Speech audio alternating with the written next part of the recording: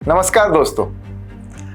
कई बार मेरी क्लास में बच्चे पूछते हैं कि सर यूपीएससी में ऐसा क्या आंसर लिखा जाए जिससे मैक्सिमम मार्क्स मिल सकते हैं। तो मैं आज आपको बताऊंगा कि एक टॉपर जो होता है वो किस तरीके से सोचता है, जिस वजह से वो हमेशा एक नॉर्मल स्टूडेंट से ज्यादा मार्क्स लेता है। फर्ज करो कि आपको सवाल पूछा गया है कि discuss the trend of development of automobile sector in India in last 5 decades या 6 डिकेड्स, जो भी है। इसमें आंसर कैसे लिखा जाएगा? 1947 से पहले भारत में ऑटोमोबाइल सेक्टर में जो एक ट्रेंड था, जो डेवलपमेंट था, वो ऐसा था कि सिर्फ रेलवेज में 1853 में भारत में रेलवेज लाई गई थी। उसके अलावा there was no significant development of automobile industry in India. Rather in terms of road network in India there was only the horse carts which were quite famous. घोड़ा गाड़ी जो थी वो ज्यादा फेमस हुआ करती थी and only the rich people could afford that. गरीब लोग तो वो सब अफोर्ड कर भी नहीं पाते थे।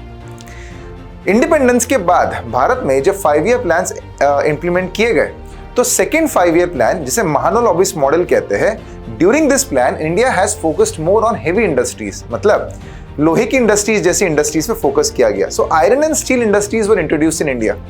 जमशेदपुर, रूरकेला, बोकारो, इन सब जगह पर हमने आयरन और स्टील इंडस्ट्रीज एस्टैब्लिश करी। इससे क्या हुआ? Indian automobile sector has got the raw material in India itself. इस वजह से एक ऑटोमोबाइल सेक्टर को बूस्ट मिला।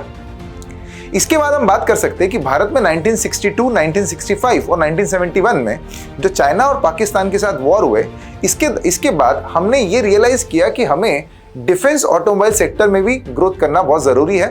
And that's why in 1964 in India BEML the company was established, जो डिफेंस ऑटोमोबाइल सेक्टर को बनाती थी। 1966 में भारत में ग्रीन रिवॉल्यूशन लाया गया। ग्रीन रिवॉल्यूशन की डिमांड थी कि भारत में एग्रीकल्चर में ऑटोमेशन लाना बहुत जरूरी है, मैकेनाइजेशन ऑफ एग्रीकल्चर होना बहुत जरूरी है। इसी वजह से जहां पर पहले हम लोग जो प्लो चलाते थे, जो हल चलाते थे, वो लकड़े का या फिर लोहे का होता था, जो मैन्युअली चलाया जाता था, उसके जगह पर ट्रैक्टर्स आने लग गए और इसी के साथ साथ हार्वेस्टर्स, थ्रेशर्स, ये सारे ऑटोमेशन भी आने लग गए। So automobile sector has also increased in the agriculture sector. इसके बाद फास्ट फॉरवर्ड हम 1990s में जा सकते हैं, जिसमें हम लोग LPG रिफॉर्म्स की बात कर सकते हैं। भारत में लिबरलाइजेशन, प्राइवेटाइजेशन और ग्लोबलाइजेशन जो है वो 1991 में लाया गया। अराउंड 2002 में भारत में MRTP एक्ट को भी हटा दिया गया। मोनोपोलिस्टिक एंड रिस्ट्रिक्टिव जो एक्ट था वो भी हटा दिया गया। इसी वजह से भारत में एक FDI इन्वेस्टमेंट जबरदस्त तरीके से हुई। जब FDI इन्वेस्टमेंट हुई तो उसके दौरान भारत में बाहर की ऑटोमोबाइल सेक्टर जो है वो आने लग गया और इस वजह से कॉम्पिटिशन बढ़ा। And the prices of the automobile industry, automobiles have reduced significantly. Because of that, even the private people, like the local people, have also started affording buying this automobiles. अब हुआ क्या? 1980s के बाद भारत में population एक बहुत जबरदस्त तौर से बढ़ी हुई थी। By the 2000 in India, the young population has increased significantly. बहुत ज्यादा यंग पॉपुलेशन थी। इतनी यंग पॉपुलेशन को जब कोई ऑटोमोबाइल चाहिए तो ऑब्वियसली बाइक्स का क्रेज ज्यादा बढ़ेगा। तो young people started asking for bikes and that's why even the two wheeler industry also started developing in India and specifically in some of the India's major cities. But 2005 का जो दौर था, that was the time of women empowerment, whereas before 2005 in India mostly people used to demand the bikes. क्यों? क्योंकि the society is more paternalistic in nature और पुरुष प्रधान society होने की वजह से जो लड़के थे उन्हीं को बाइक्स मिला करती थी। But then after 2005 when the women empowerment was also started increasing, after that the moped vehicles also started coming in Indian market, जिसमें स्कूटी पेप हो गई, एक्टिवा हो गई, ऐसी कई सारी व्हीकल्स मार्केट में फ्लरिश होने लग गई। 2010 के बाद भारत में इन्वायरमेंटल अवेयरनेस फैलने लग गया, क्योंकि पूरे वर्ल्ड में ही वो फैल रहा था। 2012 में Rio+20 कॉन्फ्रेंस हुई थी, जो अर्थ समिट जो 1992 में हुआ था उसके बाद हुई थी 20 साल बाद। And this was the conference in which the definition of sustainable development was given. इसके बाद पूरे दुनिया में सारे देश जो है उन्होंने अलग अलग लेवल्स पे अलग अलग प्लेजेस ली इन्वायरमेंटल प्रोटेक्शन के लिए। अब इन्वायरमेंटल प्रोटेक्शन की बात करेंगे तो उसमें हमें EV व्हीकल्स के बारे में भी सोचना पड़ेगा। For that matter the Paris climate summit in which we have signed, हमने भी काफी बड़ी प्लेज करी हुई है, जिसमें हम लोग रिन्यूएबल सेक्टर को फोकस करेंगे, इस पे हमने बात की हुई है। तो इसी वजह से it becomes very important for us as a country that we focus on the electric vehicles. अब ये इलेक्ट्रिक व्हीकल जो थी ये सबसे पहले पब्लिक सेक्टर में आई। पब्लिक ट्रांसपोर्टेशन फैसिलिटीज में आई एंड धीरे धीरे अब पिछले 4 से 5 सालों में आप देख रहे हो कि जो ये ईवी व्हीकल जो है even that is being used by the private owners.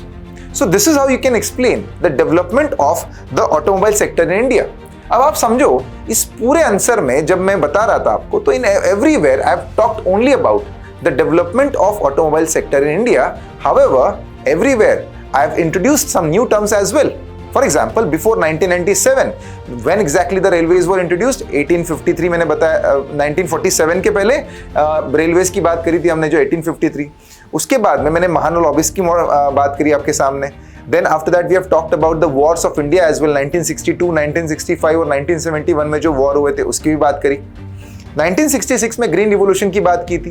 1990s में जो एलपीजी रिफॉर्म्स किए गए और एमआरटीपी एक्ट जो हटाया गया उसकी भी हमने बात करी. And along with that we have also talked about the increase in young population of India. तो इसका मतलब पॉपुलेशन ग्रोथ की भी यहां पर हमने बात करी हुई है. नहीं, women empowerment and after that we have also discussed about the environmental awareness. आप देखो बात तो ऑटोमोबाइल इंडस्ट्री की हो रही है मगर उसी के साथ साथ मैं ये सारी अलग अलग टर्म्स भी अपने आंसर में लेके आ रहा हूं. तो टॉपर क्या करता है ना, टॉपर जो है वो अपने नॉलेज को बहुत बड़े होराइजन में डाइवर्सिफाई करके एग्जाम में लिखते हैं, जिस वजह से एग्जामिनर को समझ में आ जाता है कि इस आंसर में कुछ अलग है. इसमें ना सिर्फ आंसर बट आंसर के साथ साथ कई सारी चीजें कनेक्ट कर करके लिखी हुई है. तो मैं अपनी क्लास में बच्चों को कई बार बताता हूं कि आंसर राइटिंग जो होती है ना वो एक ट्री की तरह होती है, एक पेड़ की तरह होती है. पेड़ अगर सीधी लाइन में, एकदम पतला पेड़ अगर सीधी लाइन में ऊपर बढ़ता चला जाएगा तो वो आंसर जो है, वो पेड़ जो है वो काफी खराब दिखेगा, इतना अट्रैक्टिव नहीं होगा. उसी के साथ साथ अगर आप एक पेड़ लो जिसका तना बहुत बड़ा है और उसी के साथ साथ उस पेड़ में बहुत सारी ब्रांचेस निकली हुई है, जितनी ज्यादा ब्रांचेस उतना ज्यादा वो पेड़ सुंदर दिखाई देगा. नहीं, इसी तरीके से आंसर राइटिंग होती है. आप अपने नॉलेज का बेस बहुत स्ट्रांग रखो, उसके बाद आप जितनी ब्रांचेस निकाल सकोगे उतनी ब्रांचेस निकालने के बाद आपका आंसर उतना ही ज्यादा अच्छा और आंसर राइटिंग उतनी ज्यादा फ्लरिश होती चली जाएगी and your chances of getting more marks in an exam would increase as well. तो आज इसी डिस्कशन के साथ यहाँ पर ये सेशन खत्म करते हैं. आई होप आपको समझ में आया होगा कि आंसर राइटिंग जो है वो किस तरीके से की जाती है. Thank you so much.